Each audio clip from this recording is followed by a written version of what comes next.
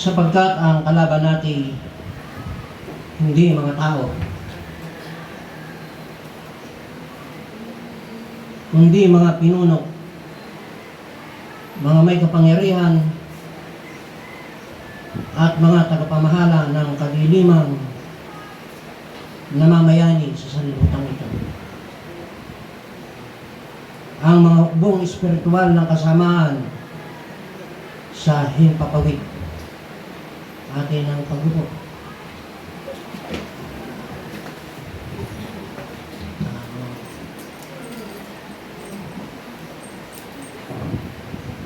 At muli atin ang pasalamat sa ating Diyos na dakila at makapangyarihan sa lahat. Ang ating Panginoong Jesucristo.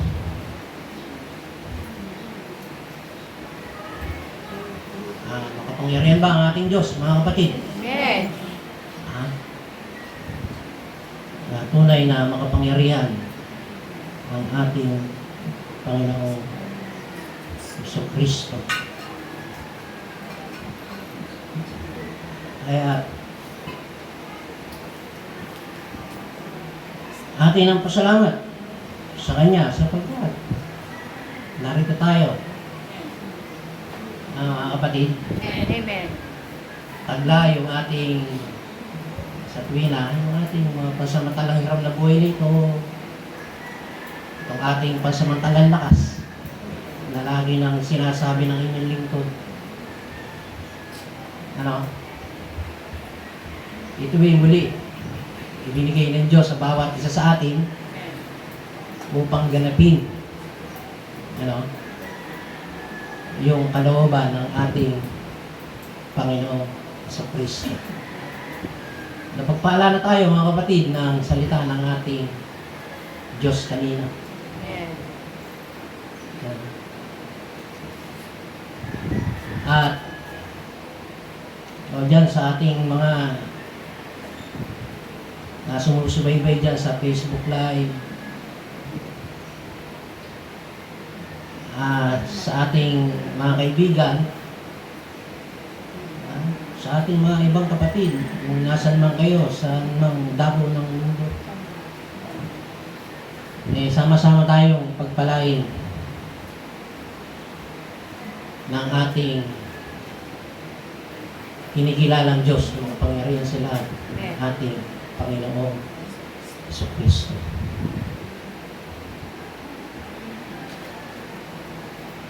Ang ating teksto, binasa ko yan sa mababaw na salin.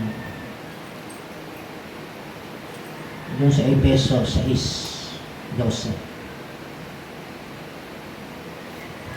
At ito pinamagatan ng inyong lingkod na ang kalaban. Ano ang kalaban? Pag may kalaban, may Pag may kalaban, may dapat pagbastahan.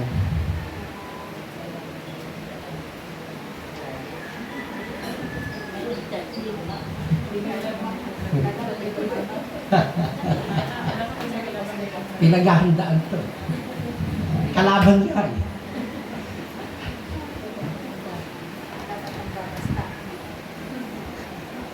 Pag tayong hahanap ng kakampi, kakakampi-kampi na yan. Pinagbabasta. Ayan. Ayan, yung ating tema, fight, fight, fight.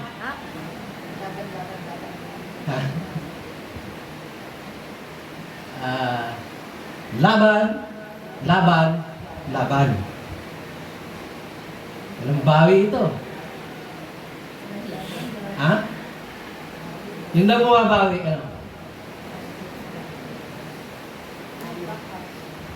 Ayan.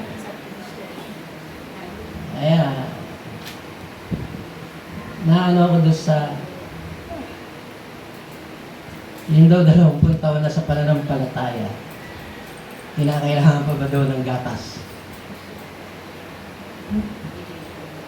2 dekada ka na. Ang kailangan ka pa ng gatas.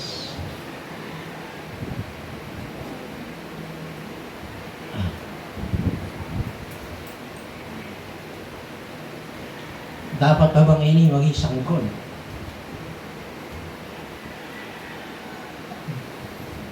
Pwedeng maging sanggol yun. Ano? Anong sanggol?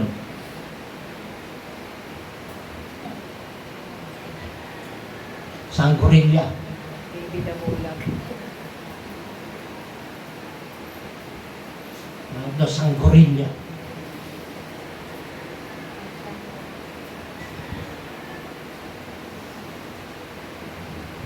Daman-daman natin yung pagtuturo ng ating Pastor Gilbert kung gaano siya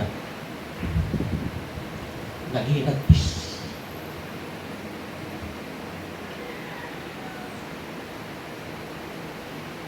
Yung ibang manggagawa, ayun sa tao, nakakita ko na ano. Sabi niya, hindi daw mahawakan ng kamay. Nakakita ko ng isang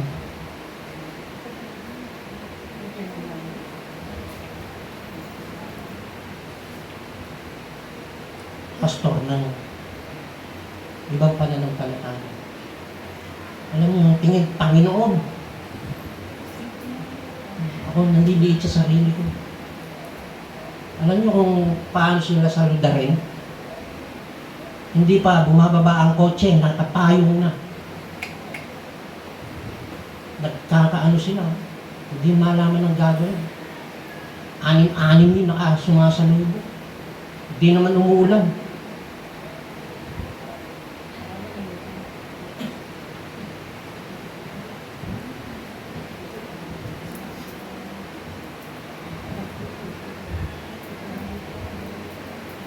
Pero itinuturo kanina, yun daw mga pastor ng CCJFNP.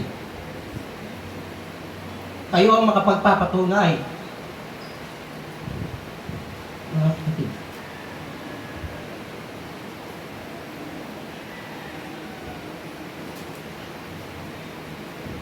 Yun daw pakikipagbaka. Yan yung ano, pag mahirap, wrestle ba yun? Wrestle? Yung, ano yun eh, grappling, o wrestling. Ito ang pinagkunan ng ating konteksto, mga kapatid. Kung ating ihimayin,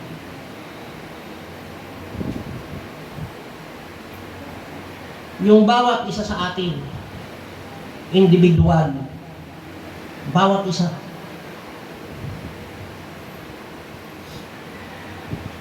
bilang isang mananampalataya ba tayo mga kapatid?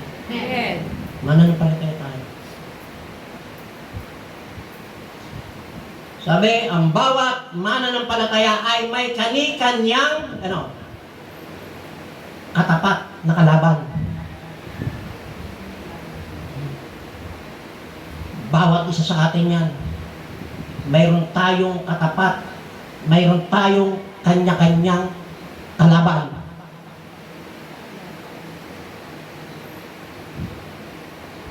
Mayroon. Di ba? Ang sarap mamuhay ng walang kalaban. Wala kang kaaway, wala kang kahalik. Di ba? Sa buhay na ito, mapayapa ka, panatag ka. Pero, sa larangan ng pananampalataya, hindi ganon. Hindi ganon. Kung ilan tayo rito ngayon, ganon karami ang kalaban natin. Bawat isa. Meron tayong katapat na kalaban.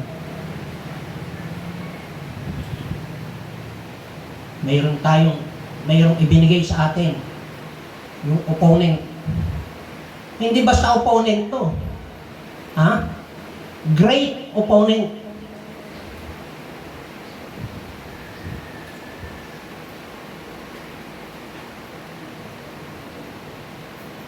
Kaya, hindi ito basta kalaban. Ngayon, kung ito'y hindi basta kalaban, ano ang dapat natin gawin? Ha?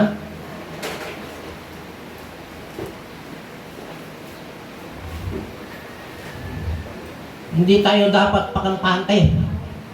Ha? Yung papakampante tayo,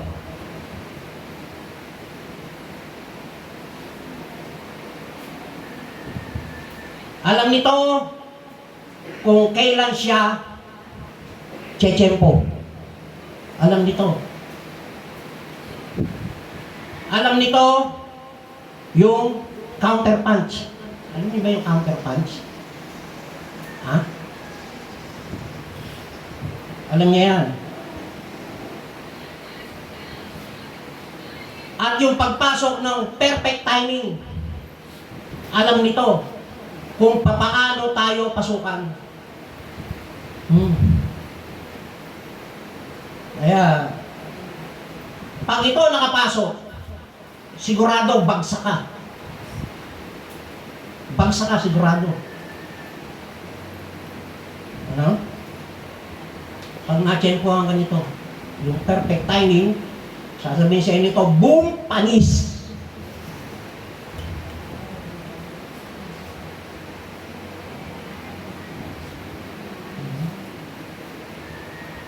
Kaya, mga kapatid, no? Diyan ka pala mahina, ha? Diyan kita titirahin. No? Iyan pala ang kahinaan mo, ha? Sa tagiliran, ha? No? Diyan kita pupuntirihin.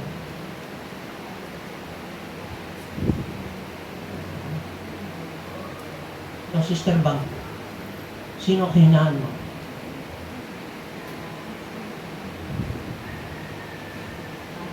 Sino kahinaan mo? Si Aquila.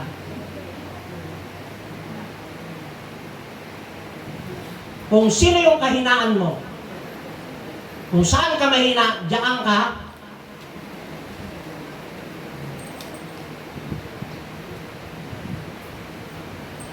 Kaya mga kapatid, diyan ka niya papasukan. Kaya ano mangyayari? Ha? Sabihin, check. Ano? Checkmate. Wala na. Nasila ka na. Checkmate. Wala ka nang pupuntahan. Kaya, sa larangan ng sports, diba? Kapag ka mismatch, meron ba train? Pag yung pinanood, di ba walang train? Mismatch eh. Walang train. Kaya, walang kwentang panoorin. Hindi na pinapanood yun. Mismatch. Ano? Pero itong ating kalaban,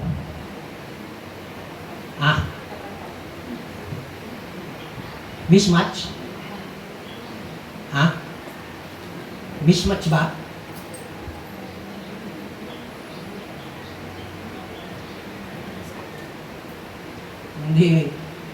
Hindi mismatch.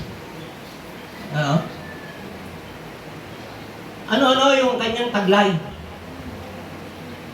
Di ba? Nitong ating kalaban. Sabi, sapagkat ang kalaban natin hindi mga tao. Hindi mo. Ano to?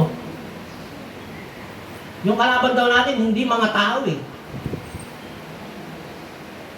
Kaya Ano dapat dito sa kalaban na to?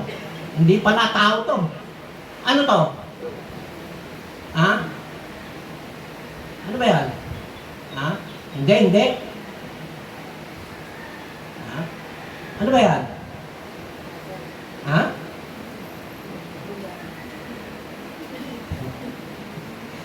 Sinabi doon kanina eh, doon sa 8:47 ba yun?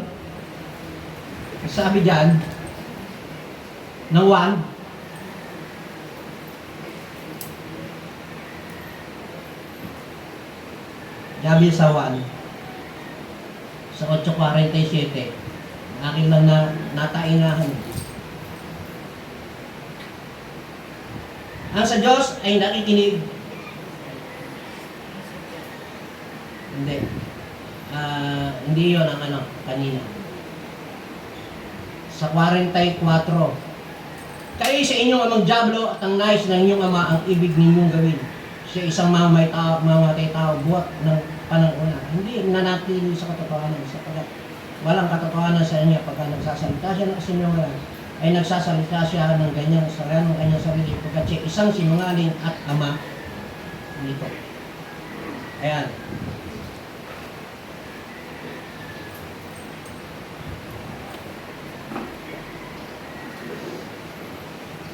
Kaya tayo mga mananampalataya, mayroon tayong dapat na pagbastaan. Ano? Dahil yung taglay nitong ating kalaban, yung kanyang katangian, marami. Marami yung katangian nito. Sabi, yung mga katangian nito,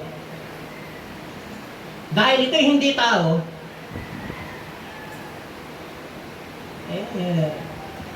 ang sabi, ito raw, marami. At sino-sino ang mga ito? Sabi, ito daw po ay mga pinuno. Biro mo, yung ating kalaban, napakarami ng mga ito, at ito ay mga pinuno. Sapagkat ang kalaban natin, hindi mga tao, kundi mga pinuno. Di ba? Biro mo, mga pinuno. Pag sinabing mga pinuno, may mga kanya-kanyang hinahawakang hukbo. Ito yung ating kalaban. Marami. May kanya-kanyang hinahawakan. Bawa. Ano ba yung pinuno? May mga ranggo yan. Yung palang ating kalaban, may mga ranggo. Ano? Ano ba yung ranggo? Mga kapatid? Ha? Di ba? Posisyon? Hindi ba mararating ng isang sundalo, police, marine, army, navy, air force, ang pagiging hepe kung wala siyang mahigpit na pinagdaanan? Hindi mararating yun. Pagiging hepe, chief of staff, mga brigadier general, di ba? Hindi niya basta mararating yon kung wala siyang mahigpit na pinagdaanan at karanasan. Kaya yung ating kalaban, mga kapatid,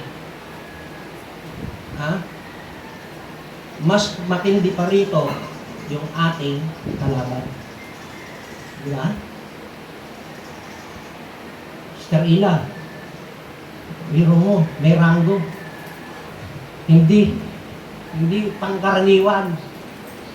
Mga pinuno, may pinangahawakang mga brigada. Kaya, kung ito'y matindi,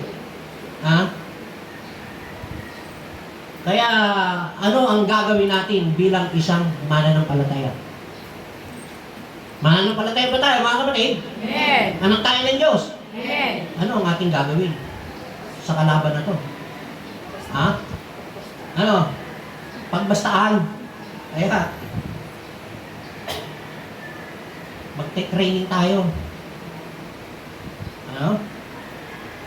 Kaya hindi basta training yung ating gagawin. E, paano kung aatin ka? Atin hindi, atin hindi, atin hindi, atin hindi. O. Ha? E, paano na yan? Kaya, sabi, kinakailangan natin dito, hard training. Kaya, meron silang mga kapangyarihan, meron silang otoridad, meron silang authority. Sila ay binigyang karapatan para pabagsakin, para wasakin ang tibay ng ating pananampalataya. Yan. Iyan ang layon niyan. Gibain. Walang ibang gagawin niyan kundi gibain ang nasa loob ng iglesia ng katawan ng Panginoon. Kaya, mga kapatid, yan ang talagang goal niyan. Kung ang goal natin ay makarating sa langit, ang goal ng ating kalaban, Israela.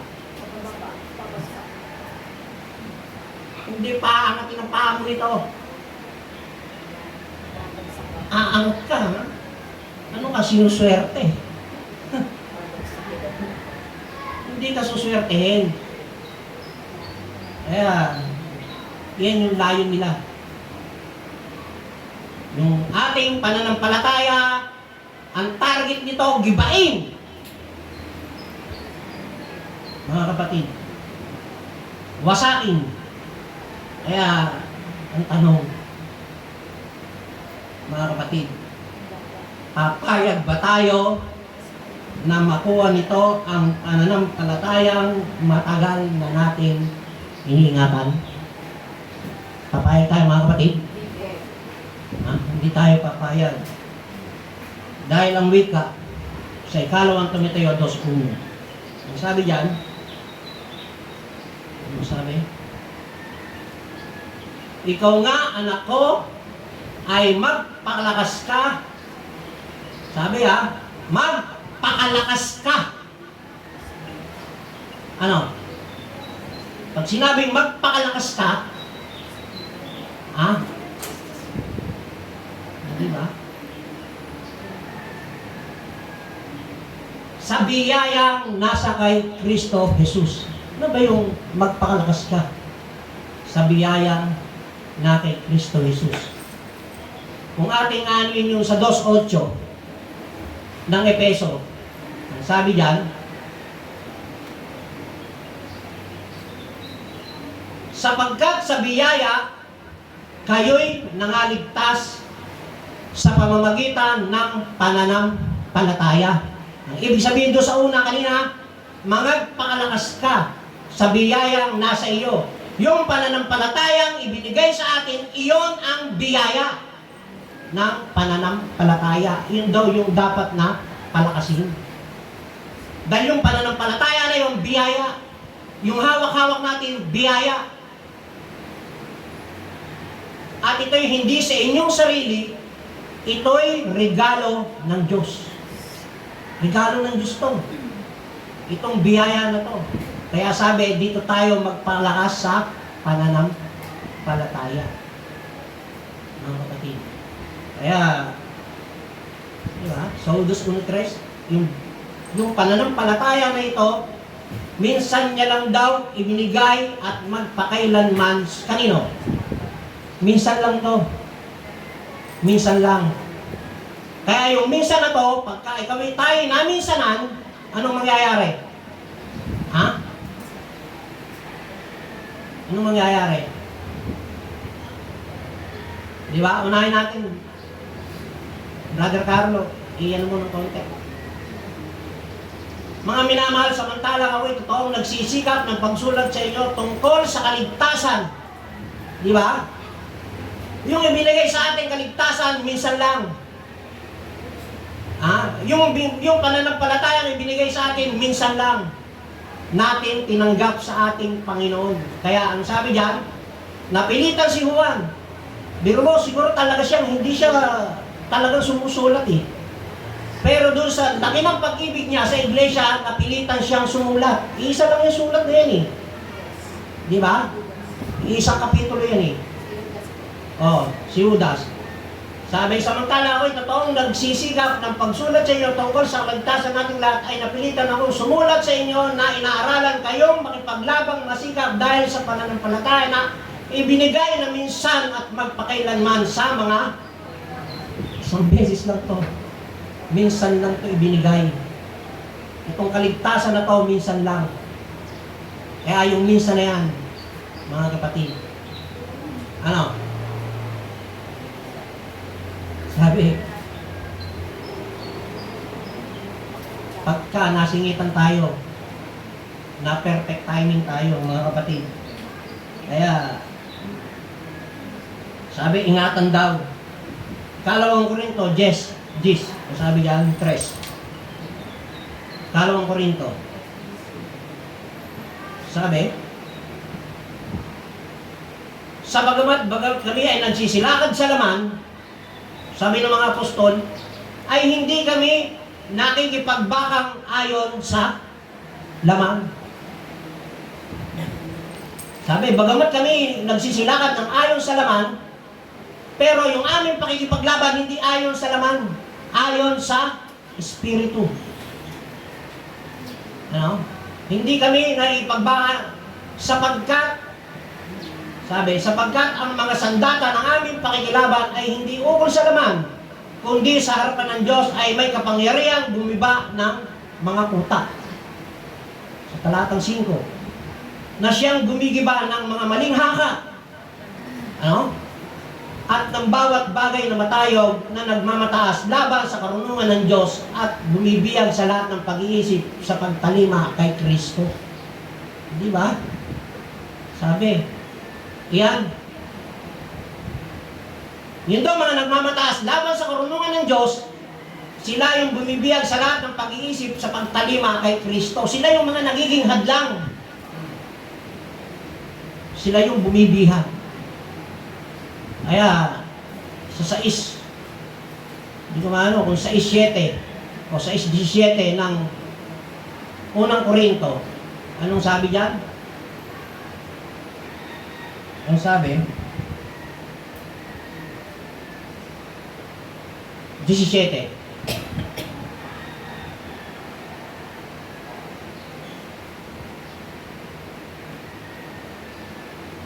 Ngunit ang nakikisama sa Panginoon ay kaisang Espiritu niya. Kaisang Espiritu po tayo ng ating Panginoon. Amen. Nakikisama tayo sa ating Panginoon.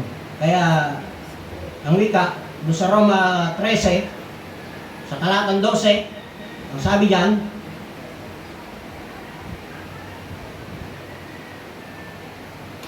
Roma 13, talatang 12, ang gabi ay totoong malalim at ang araw ay malapit na.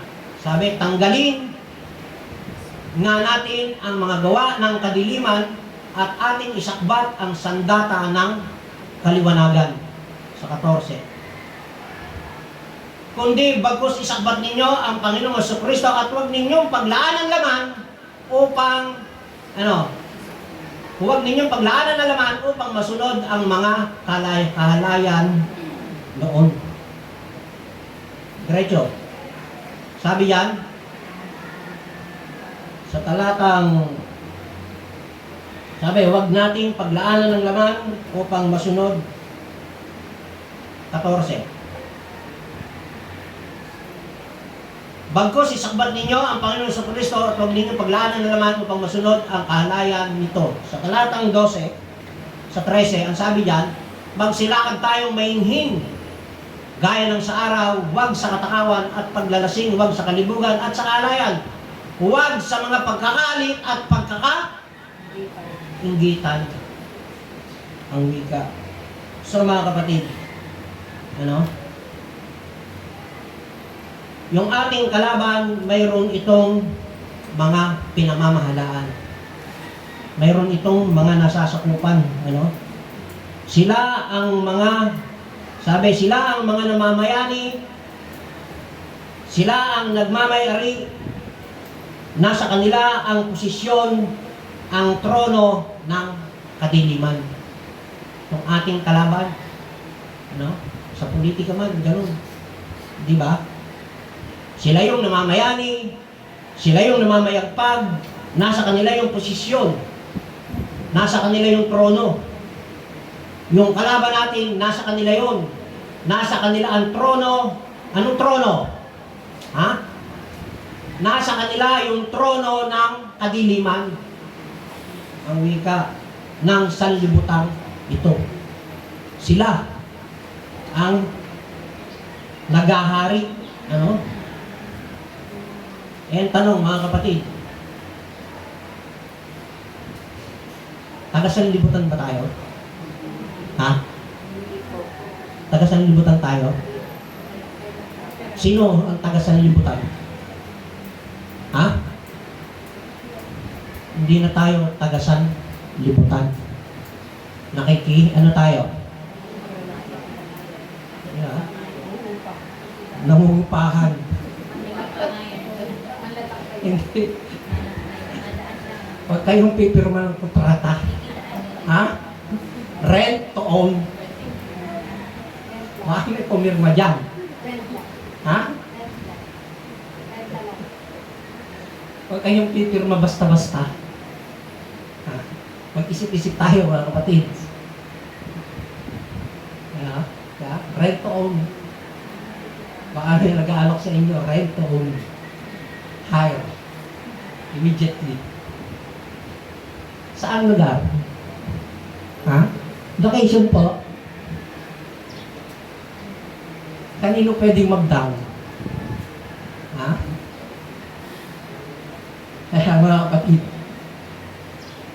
sila yung yung posisyon. Siya yung may-ari ng sanlibutan ito. Eh, tanong ko kanina, tayo ba'y taga saan? Ha? Taga saan tayo?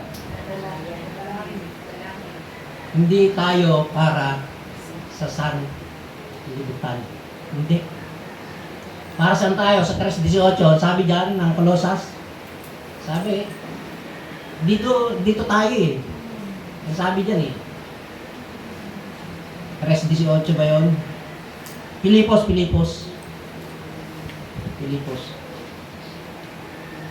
Ang sabi dyan, sapagkat marami ang nagsisilakad na siyang madalas na aking sinasabi sa inyo at ngayon sinasabi ko sa inyo, mga pag-iyak, na sila ang mga kaaway ng krus ni Kristo na ang kanilang kaina't nanay ang kapamakan, ang kanilang Diyos ay ang tiyan at ang kanilang kapurihan ay nasa kanilang kahihiyan na nag-iisip ng mga bagay na ukol sa lupa, diretso. Sapagkat ang ating pagkamamamayan, sabi, ay nasa langit. Doon pala tayo nakarehistro. Ano? Sabi, yung daw ating pagkamamayan ay mula doon.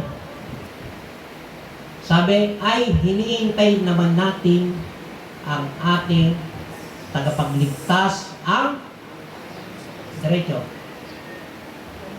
Panginoong Jesucristo. Naghihintay ba tayo mga kapatid? Ha?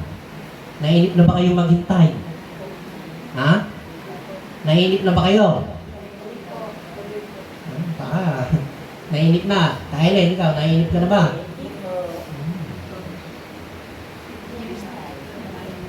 Ayun ang gagawin natin. Ha?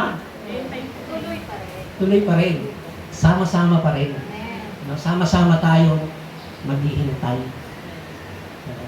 Kaya, sa Colosas 3:1, sabi diyan, Colosas 3:1,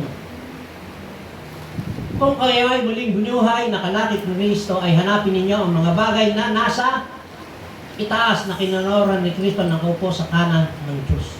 Sabi, kung tayo ay muling binuhay ni Kristo, hanapin natin yung yung mga bagay na nasa itaas eh. Sa 2. Ano sabi diyan? Ilagak ninyo ang inyong mga pag-iisip sa mga bagay na nangasa, di ba, sa itaas. Huwag sa mga bagay na nasa ibabaw ng lupa. Huwag daw yun ating hahanapin. Sa 3. Sapagkat kayo nangamatay na at ang inyong buhay ay natatagong kasama ni Kristo sa Diyos. Sa talatang 5. Ayan. Di ba? Patayin nga ninyo ang inyong mga sangkap ng katawan na nasa ibabaw ng lupa, pakikiapid, karumihan, masamang pita, masamang nasa at kasakaman, ay yan ay pagsamba sa mga Diyosan. Mga kapatid. Kaya, mga kapatid, yung kalaban natin, hindi lamang sila panlupa. Hindi sila panlupa. May mga katangiang sila rin ay may mga katangiang papawid. Kasi mo, sa damo ng kaitaasan, mayroon sila. Sa mababaw na Brother Carlo, sila yung hukbong pang-espiritual ng kasamaan sa himpapawid, laban sa espiritu ng kasamaan sa dakong kaitaasan. Doon yan muli sa ating konteksto. Ang sabi dyan. Yan mo sa 12. Sa 12. Sapagkat ang kalaban natin ay hindi mga tao, kundi mga pinuno ng may kapangyarihan at mga taga-pamahala ng kadiliman na mamayani sa sanlibutan ito. Ang mga hukbong espiritual ng kasamaan sa himpapawid. Meron mo, pang himpapawid sila, Kaya, sabi, ang wika, itong ating kalaban, hindi sila papayag na makamit at makapiling natin ang Diyos sa langit. Hindi sila papayag.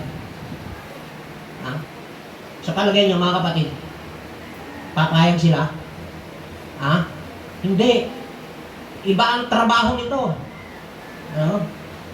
Hahadlangan tayo nito. Sila ang mga tagaharang. Sila ang mga tagaharang. Gusto mong makarating sa langit, Sister Linda? Gusto mong makarating sa langit? Haharangan ka ng kalaban mo. Hindi. Hindi kita pararatingin sa langit. Papayag kayo? Di ba?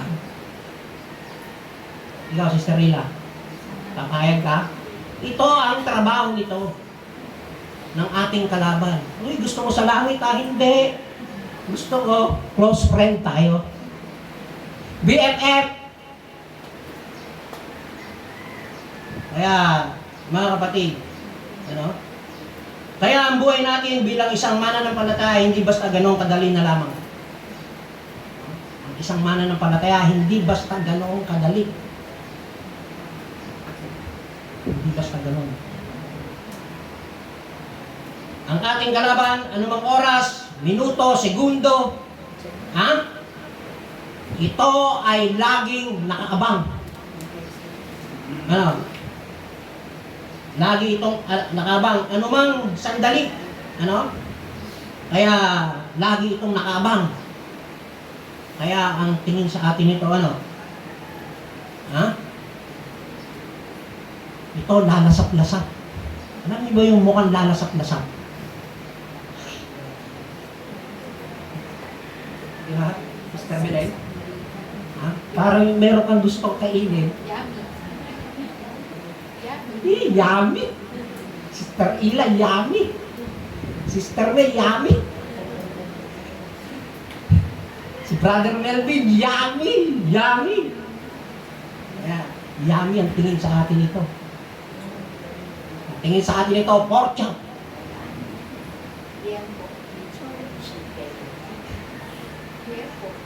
At tingin ito kay Sister Janet, liempo.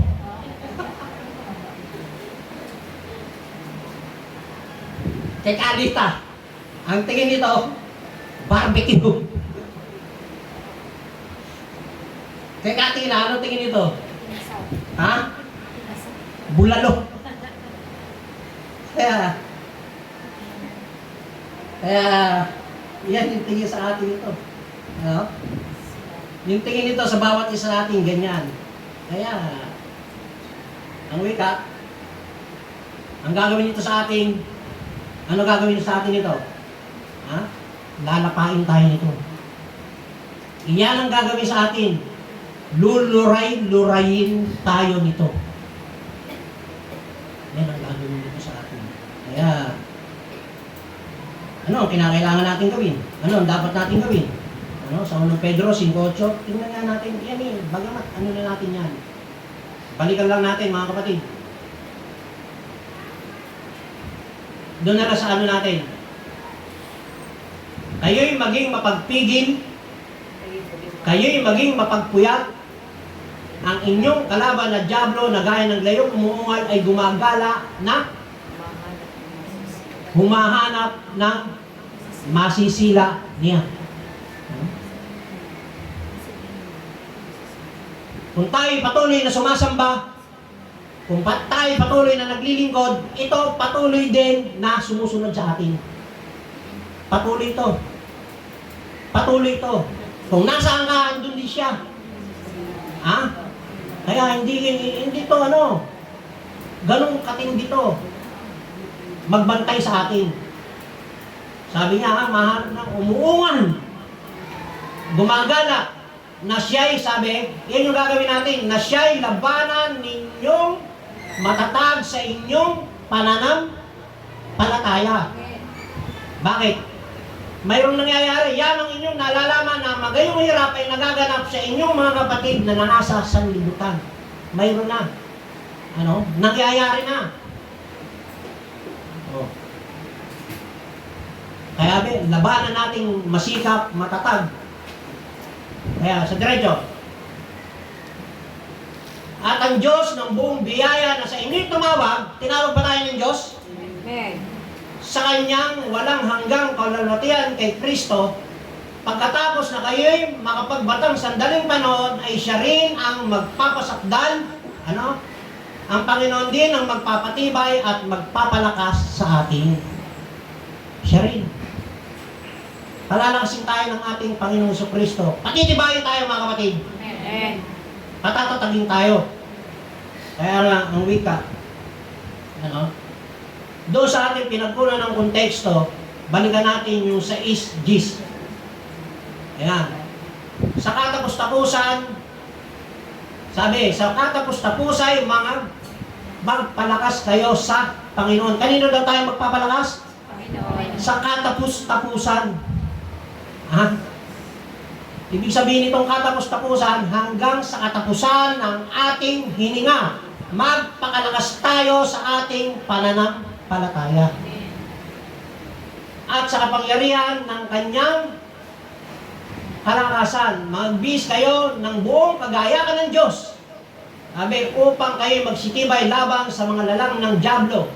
Sabi, sapagkat ang ating pakikipagbaka hindi laban sa laman at dugo, kundi laban sa kapangyarihan, laban sa mga diretso. Namamahala ng kadiliman ito, yun yung ating pakikipagbaka. Laban sa mga ukol sa diretso, brother.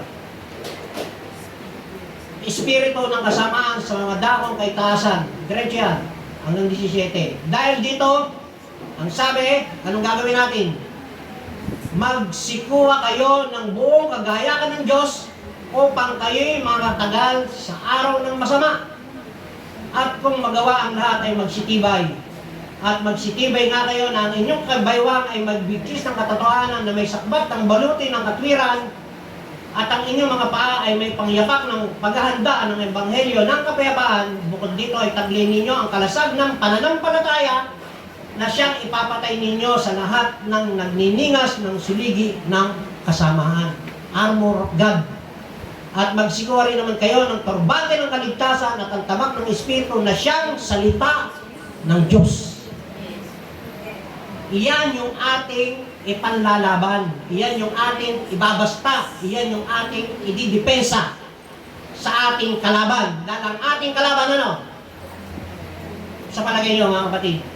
Sa palagay natin. Ha? Basta-basta ba yung ating kalaban? Hindi basta-basta itong ating kalaban. Bawat isa sa atin may kinakaharap na kalaban. Kaya sabi, full battle of gear, the armor of God. Ano? So mga kapatid, ano ang mensahe na ibig parating sa atin ng ating Panginoon Jesucristo sa umagang ito? Ha? Anong ibig parating? Ha? Huwag tayong pakampante. Huwag tayong pakampante.